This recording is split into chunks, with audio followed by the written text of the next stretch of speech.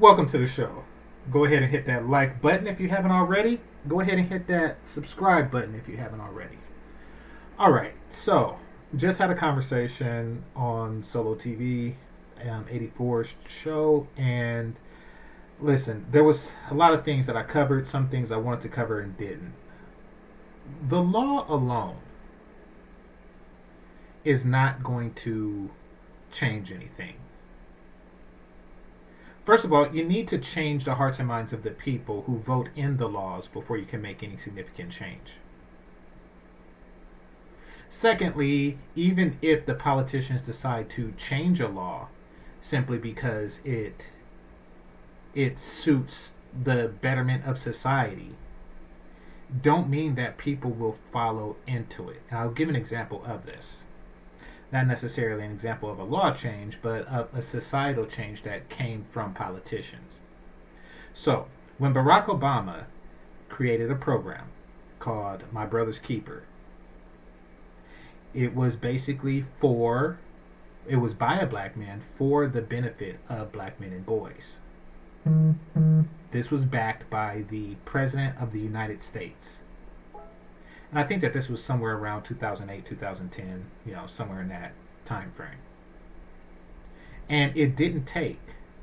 But the interesting reason that it didn't take was because black men petitioned against it. Black men, adult black men, not the boys, adult black men petitioned against a proposal that benefits black men and boys. Now, why would they do that? Well, this was a case of the law, the politicians wanting to make a change, but society not having the mindset to embrace that change. Essentially, these were not red pill men. These were men who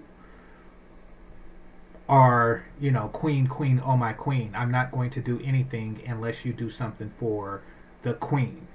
These guys don't realize that proposals, propositions, laws, politicians pander to the black women and girls all the time. Goldman Sachs, said something about a $10 billion investment or something like that.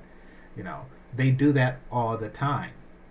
Never do the women say, "Oh, I'm not going to accept anything to our benefit without the men." It's only the men that say that. And that is because the mentality of the men is not ready for law changes. The mentality of the black men, is not ready for legal change.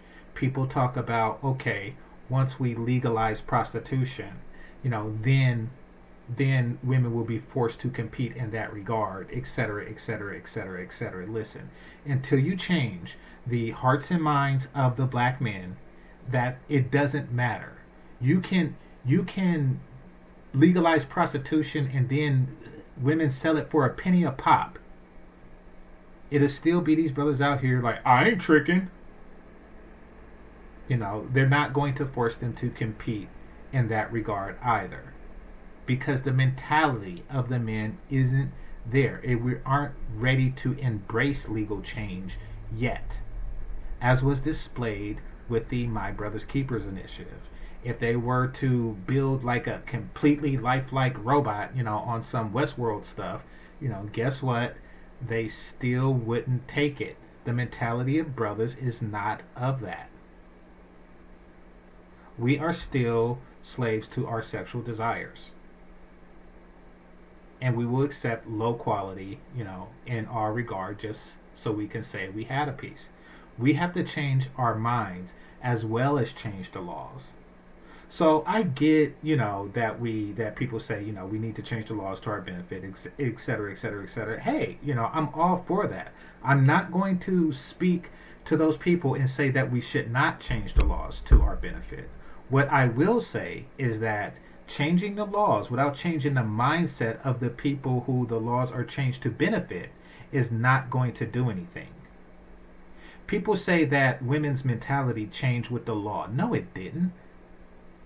So when welfare began, like after World War One, to help with the widow problem that came as a result of World War One, and then later continued through the Great Depression, and just continued indefinitely from there. Women weren't abusing the system the way that they did in the 80s. Why? Because though the law changed, and though, as we later found out, it was an exploitable law, the welfare thing, women were capable 100 years ago, literally, they were capable of weaponizing welfare against the men in the family structure 100 years ago.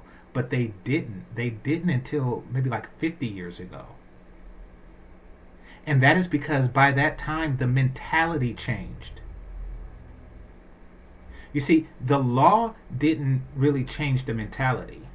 Society, people talking to one another, propaganda, the movies, the books that were written made women use the law in this way.